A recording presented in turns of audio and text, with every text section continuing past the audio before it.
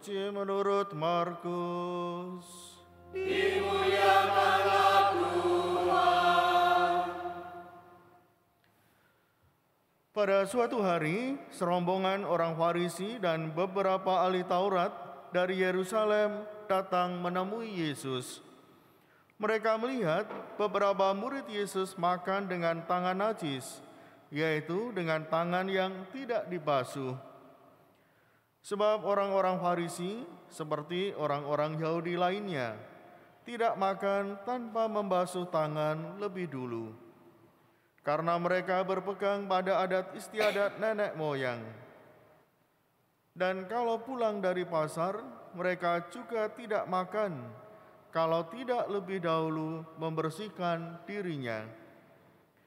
Banyak warisan lain lagi yang mereka pegang, umpamanya hal mencuci cawan, kendi, dan perkakas tembaga. Karena itu, orang-orang Farisi dan ahli-ahli Taurat itu bertanya kepada Yesus, "Mengapa murid-muridmu tidak mematuhi adat istiadat nenek moyang kita? Mengapa mereka makan dengan tangan najis?"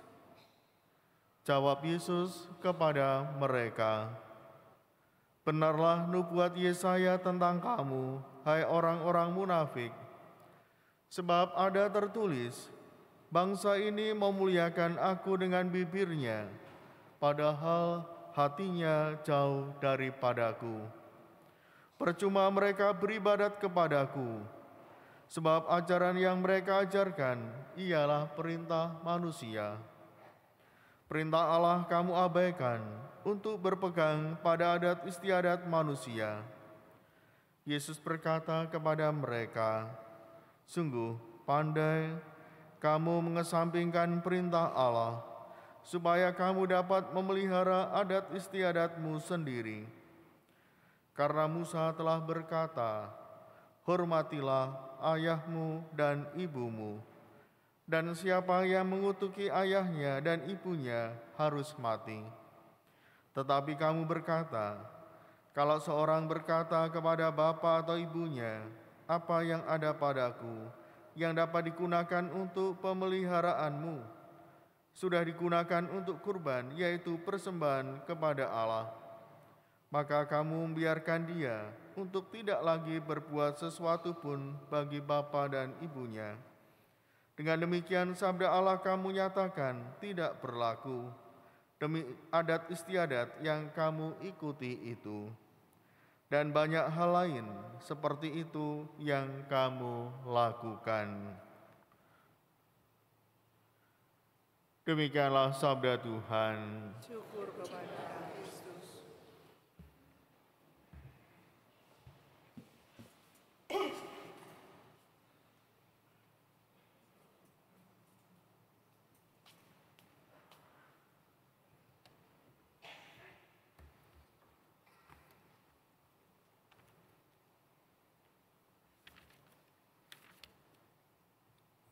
Ibu bapak, saudara-saudariku yang terkasih dalam Kristus, dalam ajaran filsafat Cina, khususnya dari kitab Tao Te Ching, dari aliran Taoisme itu, diajarkan demikian, hal yang sangat positif ya. Setiap masalah itu pasti ada jalan keluarnya.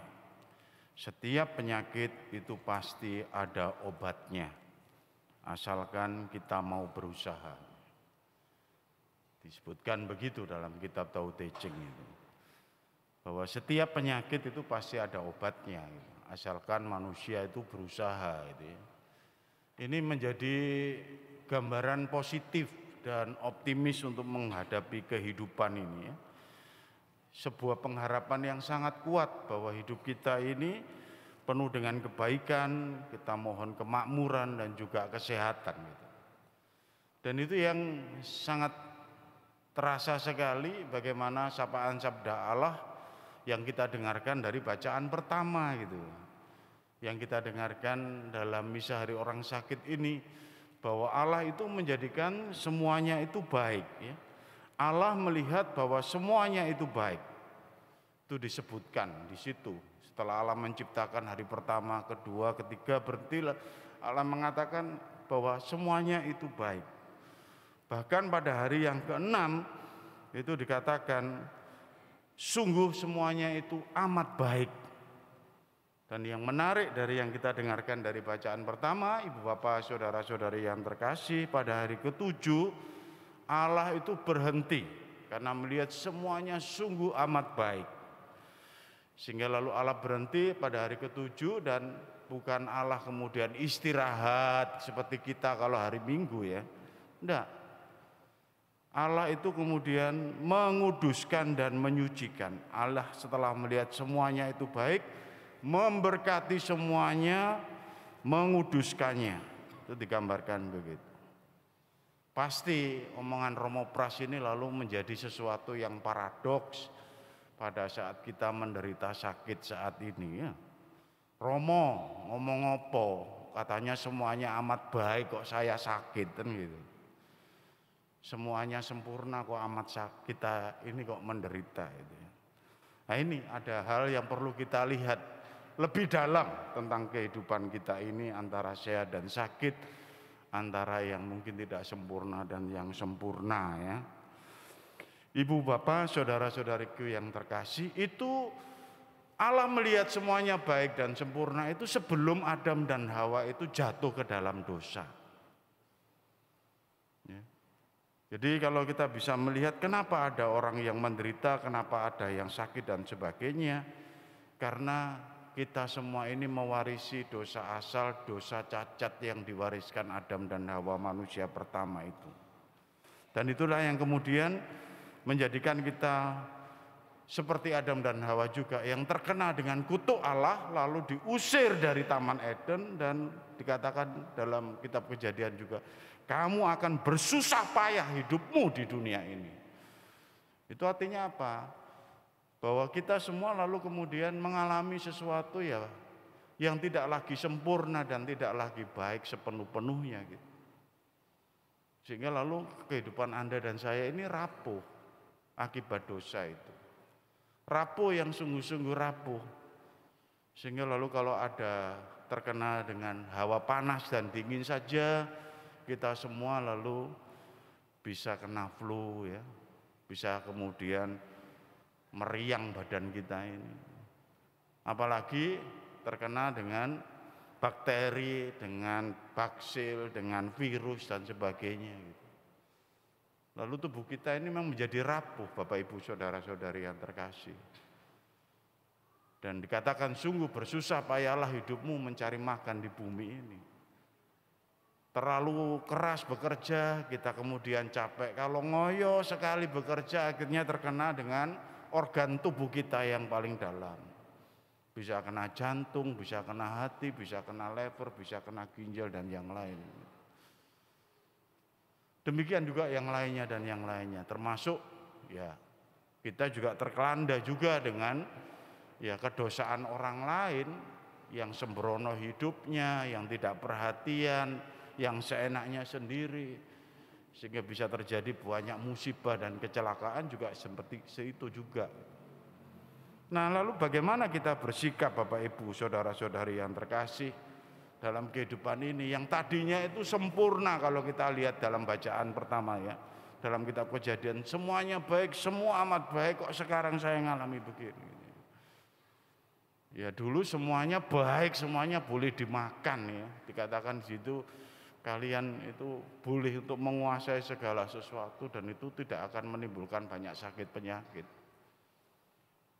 Nah, sikap kita pertama kepada alam semesta itu kadang-kadang juga kemudian menyalahkan ya. Oh gara-gara ini gula ini saya jadi seperti ini. Oh gara-gara tebu ini. Oh gara-gara makan ini binatang jenis ini saya jadi sakit. Kita tuh bisa lalu saling menyalahkan satu sama lain itu. Nah ini yang kemudian nambah sakit itu.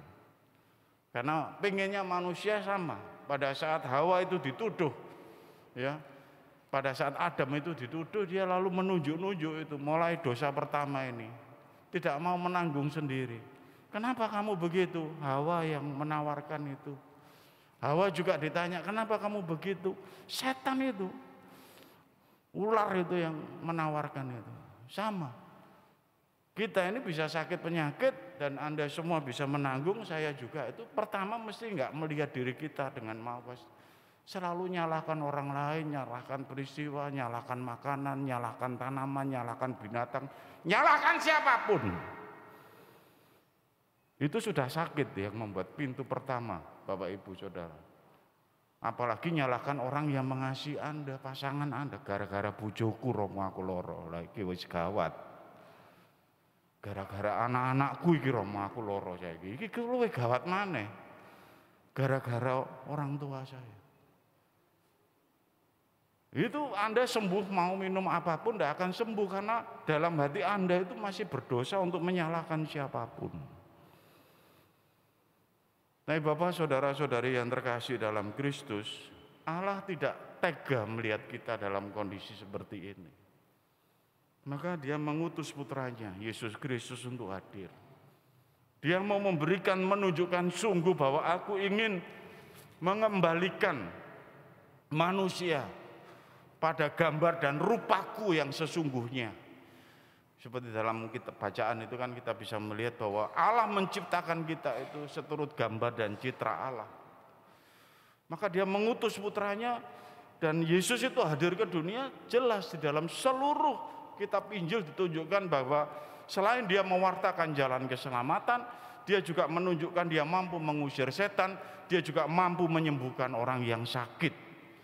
Bahkan hari-hari ini kalau kita hadir di gereja dalam misa harian, bacaan-bacaan Injil menunjukkan bagaimana Yesus itu yang berkeliling di penjuru Palestina itu. Bahkan sampai orang mengatakan hanya menyentuh jubahnya itu bisa sembuh. Dilewati saja bisa sembuh. Itu artinya ini loh kehadiran Allah yang ilahi, ingin mengangkat martabat manusia kembali, ingin menghapuskan dosa itu yang pertama sehingga puncak kita itu di Ekaristi itu. Dan ingin kemudian dengan pengorbanannya itu ingin membaharui segala sesuatu termasuk mereka yang sakit penyakit dan menderita kelemahan. Dan itu yang akan kita minta dari Tuhan bagi kehidupan kita masing-masing. Nah, Bapak, saudara-saudariku yang terkasih dalam Kristus, bahwa Allah yang hadir dan datang melalui Yesus itu menjadi rahmat keselamatan bagi kita semua ya. Allah juga memberikan saudara-saudara kita yang hadir ini ya, yang mendampingi kita saat-saat kita lemah dan jatuh itu sebagai bentuk karya Allah yang nyata itu. Allah yang baik itu nyatanya bukan hanya di gereja, tapi Allah yang baik itu hadir melalui orang-orang siapapun yang membantu kita yang sedang sakit ini. Nah, tantangan milenial itu termasuk mungkin tantangan kita semua itu. Kita sakit ini bisa jadi psikosomatis, juga bisa jadi disebabkan karena hati kita yang sakit, perasaan kita yang sakit gitu. Ya, dendam yang belum selesai. Sakit tidak melihat orang-orang yang baik di sekitar kita, tapi kepikiranku loh, wong iku lho sing gare aku loro itu. Orang sana itu loh. Memikirkan orang yang benci, yang kita benci gitu. Tidak menghargai Tuhan yang hadir melalui perawat, dokter, orang-orang yang baik yang mengasuh dan merawat kita. Mikirnya ki ada, padahal badannya di sini. Ini kan bahaya itu. Jadi berpikirkan juga marah masih pada peristiwa masa lampau, marah pada orang lain, kecewa pada orang lain, kepikiran yang dulu-dulu, dendam yang kesumat macam-macam, sehingga semuanya menjadi kesalahan orang itu. Karena itulah aku sakit. Bahaya yang jelas itu adalah kita lalu jadi buta dalam sakit itu. Tidak melihat nyata Allah yang hadir begitu rupa memperjuangkan hidup kita itu. Melalui pasangan kita yang merawat kita, memberi obat, perawat anak-anak yang dengan segala caranya mungkin kadang-kadang gak enak terus, mau ingin memberi perhatian, kon gak tahu rene nek seminggu pisan tok rene. Masih mending seminggu sekali, tapi jek kurang kan gitu. Sehingga keluhan-keluhan Anda ini seperti membutakan bahwa kita itu sakit, tidak pernah melihat karya Allah yang nyata itu. Mikirnya itu pengen hal yang sana itu, yang jauh itu, yang ingin dibales, yang ingin ditaklukkan macam-macam. Dan itu yang menambah kita sakit. Nah, ini tantangan Bapak Ibu saudara-saudari kasih. Terbukalah sekarang bahwa banyak orang itu menjadi tangan Tuhan yang nyata, hadir di sekitar Anda, menyapa Anda, merawat Anda dengan keterbatasan dan kelemahannya. Tapi mereka digunakan Tuhan untuk memberi perhatian, untuk memberikan cinta, dan bersyukur bahwa orang-orang yang di sekitar kita yang mengasihi kita seperti dikatakan Paus Fransiskus, mereka juga diberi rahmat imun. Mereka terus memiliki kesetiaan, mereka terus memberikan cinta yang kadang-kadang tiap hari oleh mengpaido, dapatnya mungkin keluhan terus, dapatnya mungkin keluhan dan kritikan dari kita kurang dilayani dengan baik. Tapi mereka inilah dokter-dokter yang nyata, menjadi rahmat kesembuhan bagi kita semua. Dan kita mohon juga dalam misa ini supaya kita semua bertobat dan memperoleh rahmat kesembuhan rohani, rahmat kesembuhan bagi psikis kita, dan semakin bersyukur dalam kondisi kita apapun, karena secara nyata dan secara fundamental Allah itu hadir, Allah itu nyata, dan Dia terus memperjuangkan kehidupan kita. Ibu Bapak, saudara-saudari yang terkasih dalam Kristus, semoga kita semua disembuhkan secara jasmani dan rohani, semoga kita semua disempurnakan dan memiliki pengharapan yang kuat, dan semuanya akan dijadikan baik, dijadikan amat baik.